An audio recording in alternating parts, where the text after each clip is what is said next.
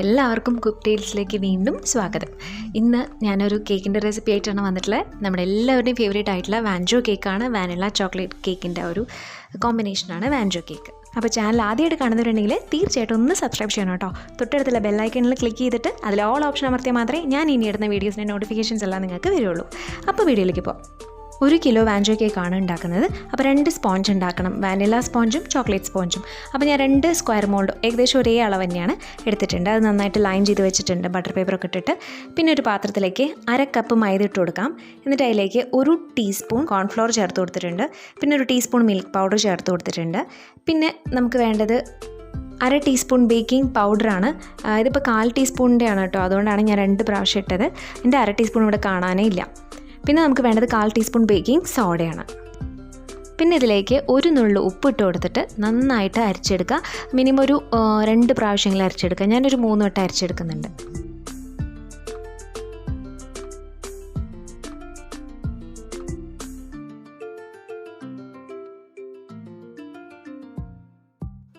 എന്നിട്ടിത് നന്നായിട്ട് മിക്സ് ചെയ്ത് കൊടുക്കുക.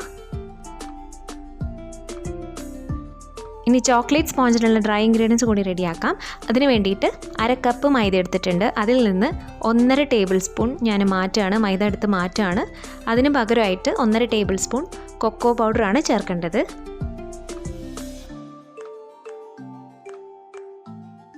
അപ്പോൾ 1.5 ടേബിൾ സ്പൂൺ കൊക്കോ പൗഡർ ഞാൻ ചേർത്ത് കൊടുത്തിട്ടുണ്ട്. ഇനി ഇതിലേക്ക് 1/2 ടീസ്പൂൺ കോഫി പൗഡറാണ്, ഇൻസ്റ്റൻറ്റ് കോഫി പൗഡർ. 1/2 ടീസ്പൂൺ അല്ലെങ്കിൽ ഒരു 1/4 ടീസ്പൂണെങ്കിലും ചേർക്കുക. പിന്നെ ഒരു 1/2 ടീസ്പൂൺ ബേക്കിംഗ് പൗഡറും പിന്നെ ഒരു 1/4 ടീസ്പൂൺ ബേക്കിംഗ് സോഡയും ചേർക്കുക. ഇനി ഒരു നുള്ളു ഉപ്പ് കൂടി ചേർത്തിട്ട് നന്നായിട്ടൊന്ന് അരിച്ചെടുക്കാം.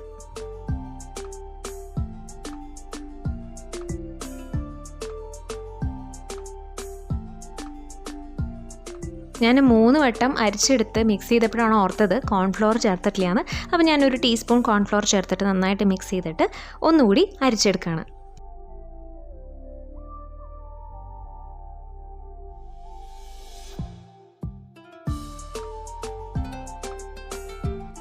അപ്പോൾ നമ്മുടെ പൗഡർ റെഡി ആയിട്ടുണ്ട്. ഇനി നമുക്ക് എഗ് ബീറ്റ് ചെയ്യാം. അപ്പോൾ ആദ്യം നമുക്ക് വാനില സ്പോഞ്ചാണ് ഉണ്ടാക്കേണ്ടത്. അപ്പോൾ ഞാൻ 2 കോഴിമുട്ട ഈ ബൗളിലേക്ക് എടുത്തിട്ടുണ്ട്. അതിലേക്ക് ഒരു 3/4 ടീസ്പൂൺ വാനില എസൻസ് ഒഴിച്ചിട്ടുണ്ട്. ഇപ്പം തന്നെ ഞാൻ ഓവന് പ്രീഹീറ്റ് ചെയ്യാൻ വെച്ചിട്ടുണ്ട് കേട്ടോ. കാരണം ഇത് ചെയ്യുമ്പോഴേക്കും നമുക്കവിടെ ഓവൻ റെഡി ആയിരിക്കണം. അപ്പോൾ നിങ്ങളത് ചെയ്യാൻ മറന്നു പോകരുത്. അപ്പോൾ ഏകദേശം ഒന്ന് പതഞ്ഞ് വരുമ്പോൾ അതിലേക്ക് പൊടിച്ച പഞ്ചസാര കുറച്ചായിട്ട് ചേർത്ത് നല്ല ക്രീമി ആയിട്ട് അടിച്ചെടുക്കുക. ഞാൻ എപ്പോഴും പറയുന്ന പോലെ ഒരുപാടിട്ട് എഗ്ഗ് ബീറ്റ് ചെയ്യരുത്. ഒരുപാട് ബീറ്റ് ചെയ്ത് കഴിഞ്ഞാൽ നടു കുഴിഞ്ഞ് പോകും കേക്കിൻ്റെ. അതുകൊണ്ട് റിബൺ കൺസിസ്റ്റൻസി ആവുന്നതിന് ജസ്റ്റ് മുൻപ് തന്നെ നിർത്തുക. ഇപ്പോൾ ഇതാ കറക്റ്റ് പാകമായപ്പോൾ ഞാൻ ഡ്രൈ ഇൻഗ്രീഡിയൻസ് കുറച്ചായിട്ട് ചേർത്ത് കട്ട് ആൻഡ് ഫോൾഡ് മെത്തേഡിൽ പതുക്കെ മിക്സ് ചെയ്ത് കൊടുക്കുകയാണ്.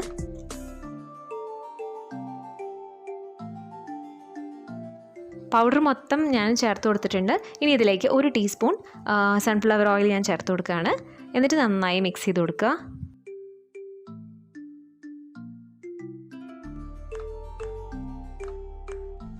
ഇനി ലാസ്റ്റ് കുറച്ച് വിനീഗർ ചേർത്ത് കൊടുക്കുക. ഒരു 1/4 ടീസ്പൂൺ, ഒരുപാടൊന്നും ചേർത്ത് കൊടുക്കരുത്, 1/4 ടീസ്പൂൺ മതിയാവും. എന്നിട്ട് നന്നായിട്ട് മിക്സ് ചെയ്ത് കൊടുക്കുക. ഏറ്റവും അവസാനമാണ് വിനീഗർ ചേർക്കാവൂ കേട്ടോ.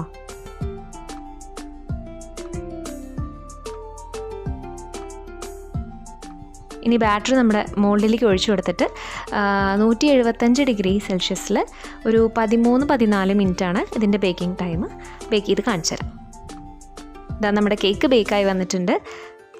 ഓവൻ ഇല്ലാത്തൊരു ചീനച്ചട്ടിയിൽ ബേക്ക് ചെയ്തുള്ളൂ. എൻ്റെ മുന്നത്തെ വീഡിയോ കണ്ടു കഴിഞ്ഞാൽ മനസ്സിലാവും എങ്ങനെയാണ് ചീനച്ചട്ടിയിൽ എളുപ്പത്തിൽ ബേക്ക് ചെയ്യാന്ന്. പക്ഷേ മുട്ട ബീറ്റ് ചെയ്യുന്ന സമയത്ത് തന്നെ നമ്മൾ ചീനച്ചട്ടി പ്രീഹീറ്റ് ചെയ്യാൻ വെക്കണം കേട്ടോ. ചീനച്ചട്ടി പ്രീഹീറ്റ് ചെയ്യാൻ വെക്കുന്നത് മീഡിയം ഹീറ്റിൽ 10 മിനിറ്റാണ്. അതേപോലെ ബേക്ക് ചെയ്യുന്നത് ലോ ഫ്ലെയിമിലാണ്. അപ്പോൾ എന്തായാലും വാനില സ്പോഞ്ച് ഇവിടെ ചൂടാറട്ടെ. നമുക്കിനി ചോക്ലേറ്റ് സ്പോഞ്ച് ഉണ്ടാക്കാം. ഓൾറെഡി ഡ്രൈ ഇൻഗ്രീഡിയൻസ് റെഡിയാക്കി വെച്ചിട്ടുണ്ട്, അതുകൊണ്ട് എളുപ്പമാണ്. അപ്പോൾ ഞാൻ 2 മുട്ട എടുത്തിട്ടുണ്ട്. അതിലേക്ക് 3/4 ടീസ്പൂൺ വാനില എസൻസ് ഒഴിച്ചു കൊടുത്തിട്ട് നന്നായിട്ടൊന്ന് ബീറ്റ് ചെയ്തെടുക്കുകയാണ്. എന്നിട്ട് ഒരുവിധം പതഞ്ഞ് വരുമ്പോൾ അതിലേക്ക് 1/2 കപ്പ് പൊടിച്ച പഞ്ചസാര കുറച്ചായിട്ട് ചേർത്തിട്ട് നല്ല ക്രീമി ആയിട്ട്, നമ്മൾ നേരത്തെ പറഞ്ഞ പോലെ നല്ല ക്രീമി കൺസിസ്റ്റൻസി ആകുമ്പോൾ നിർത്തുക. എന്നിട്ട് നമ്മൾ അരിച്ചു വെച്ചിട്ടുള്ള പൊടി, അതായത് ഡ്രൈ ഇൻഗ്രീഡിയൻസ് അതിലേക്ക് കുറച്ചായിട്ട് ചേർത്ത് കട്ട് ആൻഡ് ഫോൾഡ് മെത്തേഡിൽ മിക്സ് ചെയ്തെടുക്കുക.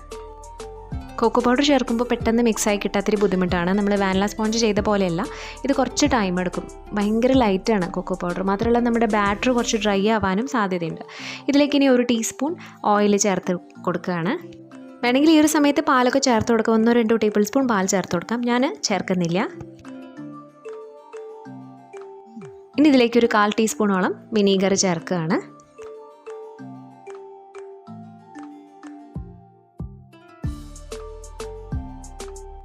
അപ്പോൾ നമ്മുടെ ചോക്ലേറ്റ് സ്പോഞ്ചും അതേപോലെ തന്നെ 175 ഡിഗ്രി സെൽഷ്യസിൽ 13-14 മിനിറ്റിൽ നമുക്ക് ബേക്ക് ചെയ്തെടുക്കാം.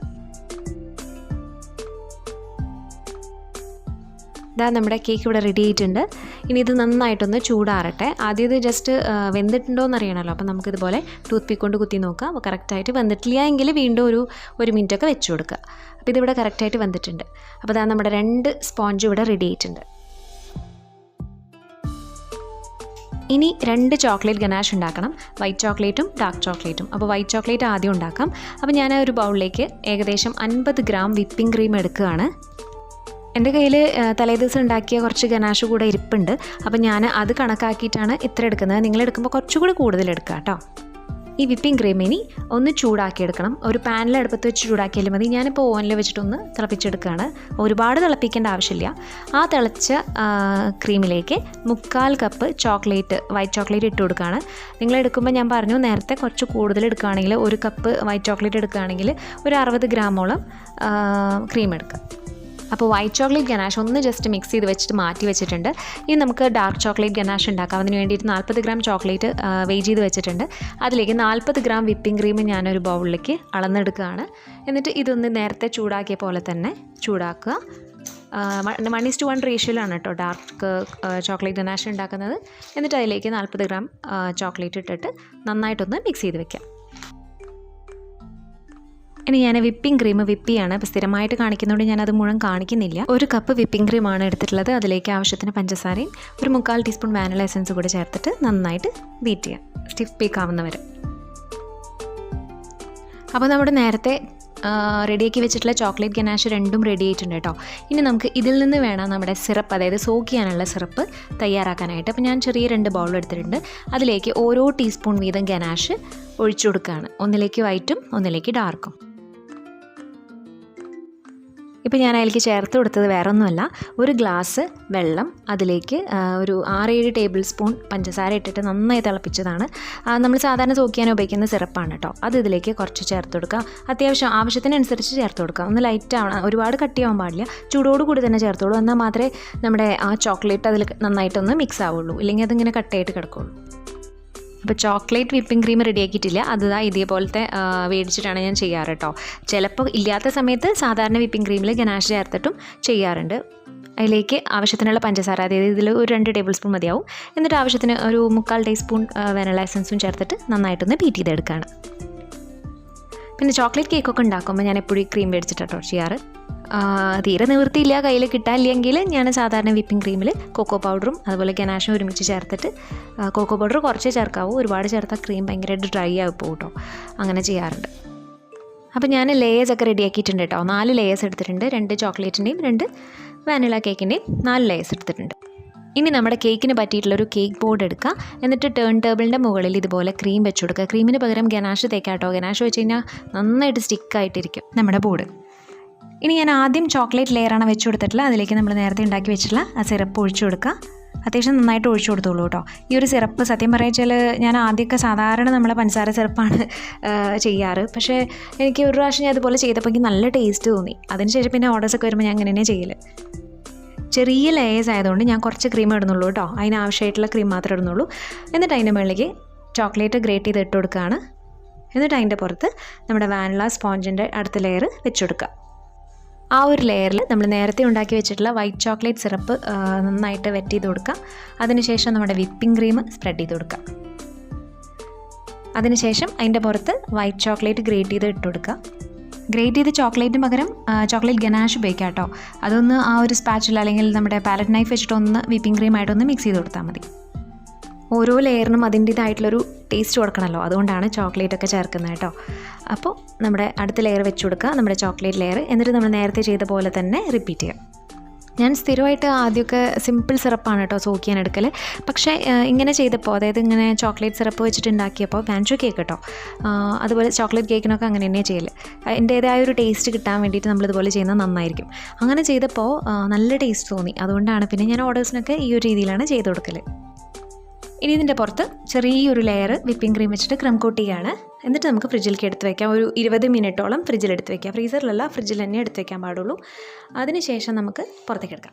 നമുക്കിപ്പോൾ കേക്ക് ഫുള്ളായിട്ട് ഫ്രോസ്റ്റ് ചെയ്യാൻ സമയം കിട്ടിയില്ല എങ്കിൽ ഇതേപോലെ ക്രം കോട്ട് ചെയ്തിട്ടെങ്കിലും തലേദിവസം രാത്രി ഫ്രിഡ്ജിലെടുത്ത് വയ്ക്കാം കേട്ടോ. എന്നാൽ മാത്രമേ കറക്റ്റ് ആ ഒരു ടെക്സ്ചറും ടേസ്റ്റും ഉണ്ടാവുള്ളൂ. ഇപ്പോൾ നമ്മുടെ കേക്ക് റെഡി ആയിട്ടുണ്ട്. 20 മിനിറ്റ് കഴിഞ്ഞ് പുറത്തേക്ക് എടുത്തിട്ടുണ്ട്. ഞാനൊരു ലെയർ വിപ്പിംഗ് ക്രീം കൂടെ അതിൻ്റെ പുറത്ത് കൊടുക്കുകയാണ്.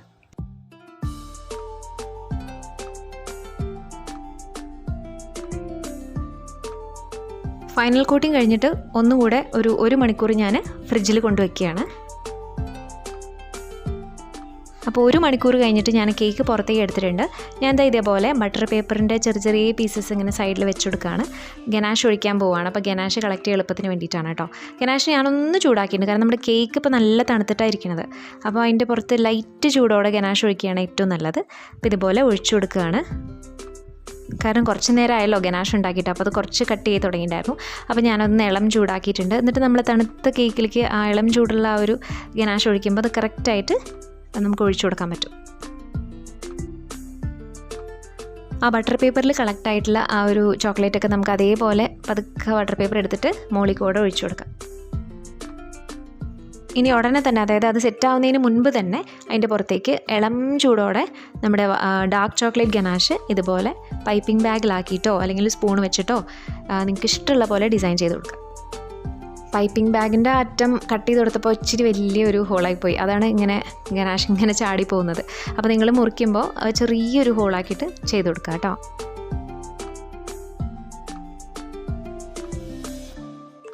ആ സൈഡിൽ കൂടെ ഞാനിതുപോലെ ചെയ്ത് കൊടുക്കുന്നുണ്ട്. എന്നിട്ട് ഒരു ടൂത്ത് പിക്ക് വെച്ചിട്ട് ഇതുപോലെ ഡിസൈൻ കൊടുക്കുക 2 സൈഡിലോട്ടും. വേണമെങ്കിൽ ഒരു സൈഡ് ഫുൾ വൈറ്റ് ആയിട്ട് ഇട്ട് കൊടുക്കാം കേട്ടോ. ആ ഒരു ഡാർക്ക് ചോക്ലേറ്റിൻ്റെ ഗനാഷ് ഫുള്ളായിട്ട് ഇതുപോലെ ചെയ്ത് കൊടുക്കണമെന്നൊന്നുമില്ല. അത് ഓരോരുത്തരുടെ ഇഷ്ടമാണ്. ചിലർ കൈ വെച്ചിട്ട് ഡിസൈൻ ചെയ്ത് കൊടുക്കാറുണ്ട്. പക്ഷേ ഇതുപോലെ ചെയ്യുകയാണ് കുറച്ചുകൂടി ഒരു ഭംഗി കിട്ടാൻ നല്ലത്.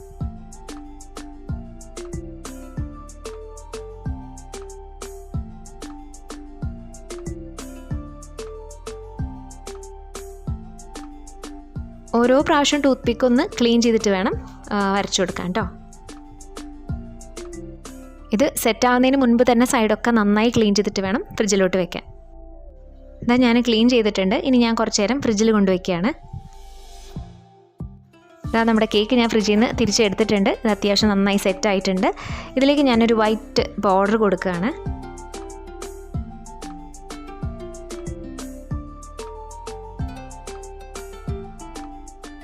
ഇനി ഇതിൻ്റെ മുകളിലേക്ക് ഞാൻ കുറച്ച് റെഡ് കളർ ഷുഗർ പേൾസ് അല്ലെങ്കിൽ ഷുഗർ ബോൾസ് ഇട്ട് കൊടുക്കുന്നുണ്ട് കേട്ടോ.